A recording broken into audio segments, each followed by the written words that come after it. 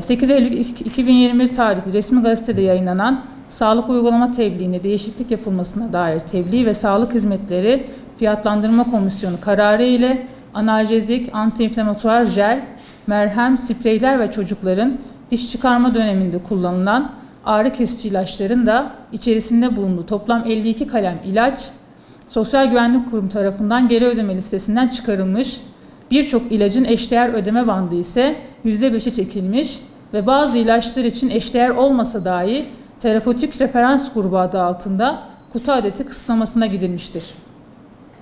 Sağlıklı yaşam koşullarının pandemiyle birlikte zorlaştığı bu dönemde halk sağlığını zora sokacak bu tür kararların ekonomik koşullar öne sürülerek uygulamaya konulması kabul edilebilir bir durum değildir.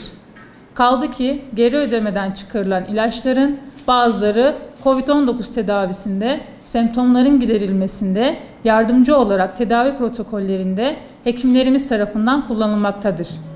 Sağlıkta dönüşüm ile birlikte yapılan reformların hastaların sağlıklı yaşam koşulları ve ilaca erişimin önüne geçecek şekilde sekteye uğratılması, eşdeğer olmayan ilaçlar için aynı etkiye sahip denilerek kutu adeti kısıtlaması yapılması hastaların tedavilerini olumsuz yönde etkileyecektir. Ayrıca ilacı temin edebilmek için daha fazla ücret ödemek zorunda kalınacak olması nedeniyle söz konusu uygulama halkımız nezdinde de kabul görmeyecek ve tepkiyle karşılaşacaktır.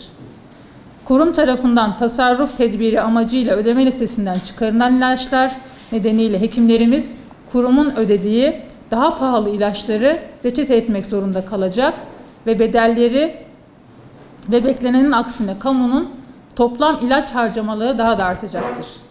Buradan sağlığın ve ilacın profesyonelleri olarak yetkililere sesleniyoruz.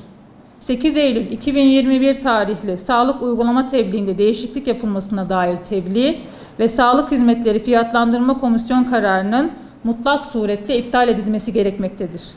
Aksi takdirde gerek halk sağlığı, gerek kamu, gerekse ilaç ve sağlık alanında geri dönüşü olmayan ciddi sorunlarla karşı karşıya kalınacaktır. Sağlıkta tasarruf, sağlıksız bir yöntemdir. Bu konuyla alakalı dava sürecimizi başlatıp takibini sürdüreceğiz.